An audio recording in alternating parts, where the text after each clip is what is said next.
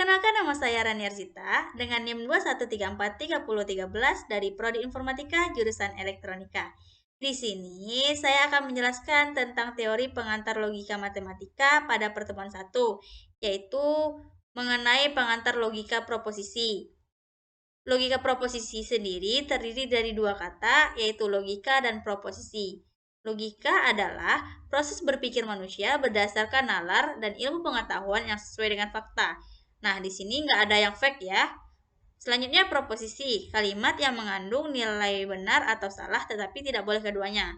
Jadi, logika proposisi adalah proses berpikir manusia untuk menentukan sebuah kalimat yang mengandung nilai benar dan salah tetapi tidak boleh keduanya. Jadi, pernyataan itu harus pasti benar atau salah. Tidak ada keraguan dalam pernyataan itu, maka akan disebut dengan logika proposisi.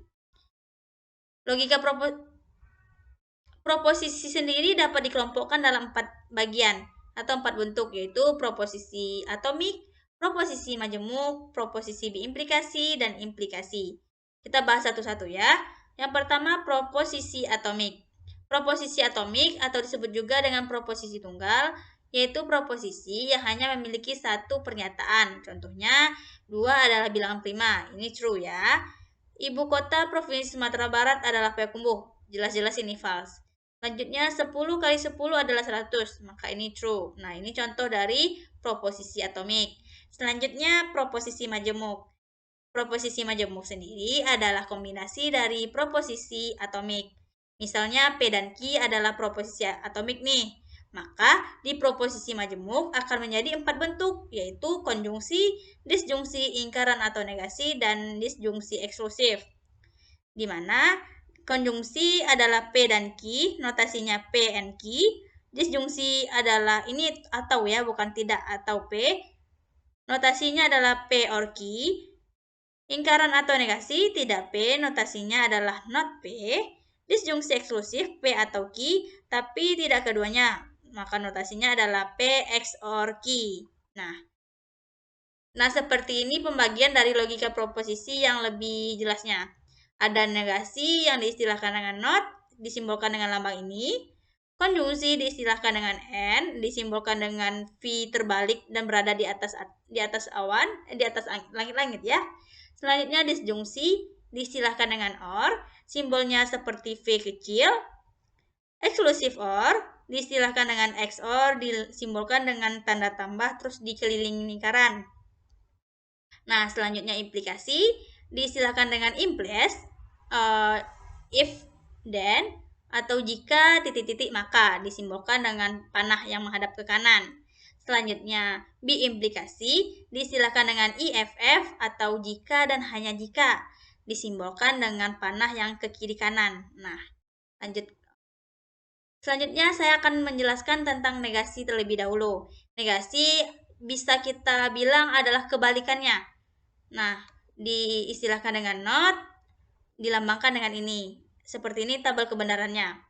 Jika P-nya adalah true, maka negasi atau not P-nya adalah false. Jadi kebalikan. Jika iya, kebalikannya tidak. Nah, ini contohnya. Jika pada pernyataan P hari ini hujan, maka not P atau negasi P-nya hari ini tidak akan hujan. Selanjutnya konjungsi. Konjungsi ini diistilahkan dengan N, dilambangkan dengan V yang berada di atas ini. Nah, di konjungsi ini harus memiliki pernyataan yang benar semua. Tidak boleh ada pernyataan yang salah untuk menghasilkan nilai true. Contohnya seperti ini. P-nya true, Q-nya true, P and Q-nya maka akan menghasilkan true. Namun jika salah satu salah atau dua-duanya salah akan menghasilkan nilai false. Nah, selanjutnya disjungsi. Di disjungsi ini diistilahkan dengan OR, dilambangkan dengan V kecil. Nah, di disjungsi ini harus memiliki pernyataan yang benar di salah satu pernyataan saja akan menghasilkan nilai true. Tidak perlu benar semua, tapi harus ada satu pernyataan yang benar akan menghasilkan nilai akhir true. Nah, tapi jika nilainya salah kedua atau pernyataannya salah semuanya, maka akan menghasilkan nilai false, benar. Nah, seperti ini. Jika P-nya true, Q-nya true, P or Q adalah true. Jika P-nya true, Q-nya false, maka P or Q adalah true. Pokoknya jika ada satu aja nilai pernyataannya yang benar, walaupun pernyataan yang lainnya salah, tetapi hasil akhirnya akan tetap true. Tapi tidak boleh ya kalau salah keduanya.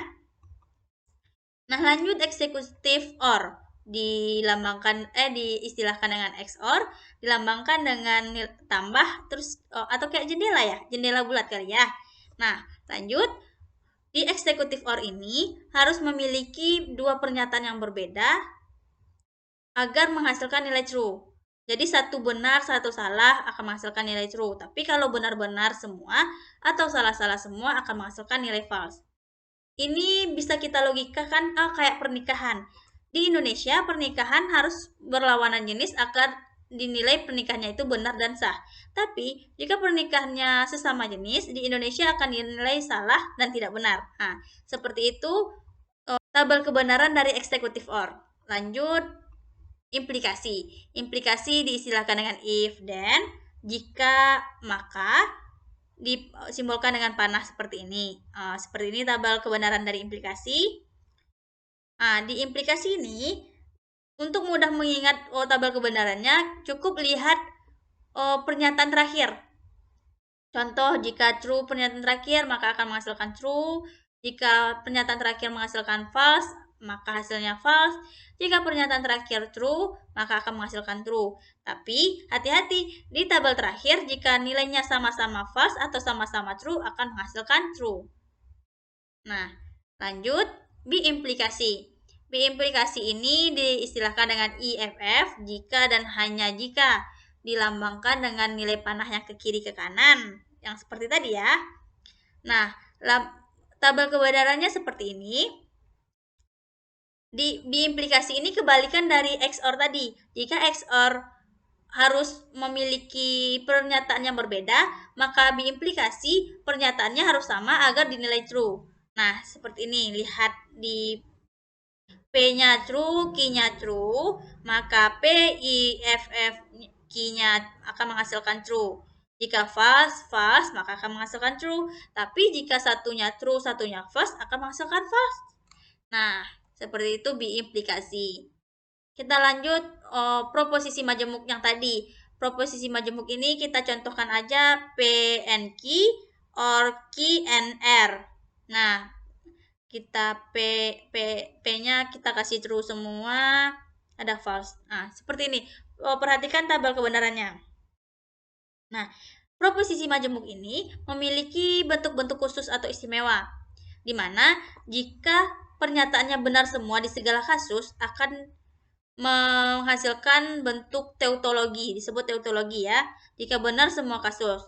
Namun, jika salah di semua kasus disebut kontradiksi.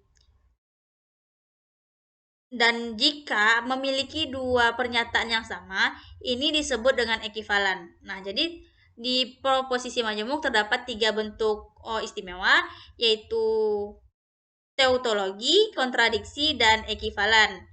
Tautologi jika benar semua, kontradiksi jika salah semua, ekivalen jika memiliki dua pernyataan atau dua hasil yang sama. Pokoknya di nilai tabelnya tuh ada yang sama, maka ini disebut dengan ekivalen. Oke, slide saya sudah berakhir. Dengan berakhirnya slide ini, berakhir pula lah sesi penjelasan saya kali ini. Terima kasih untuk teman-teman yang menempatkan waktunya dalam menonton video ini sampai habis. Atas perhatiannya, saya mohon maaf jika ada terdapat kekurangan dalam penjelasan. Sekali lagi terima kasih sudah menyempatkan diri dalam menonton ya. Wabillahi taufiq wal hidayah. Wassalamualaikum warahmatullahi wabarakatuh. See you.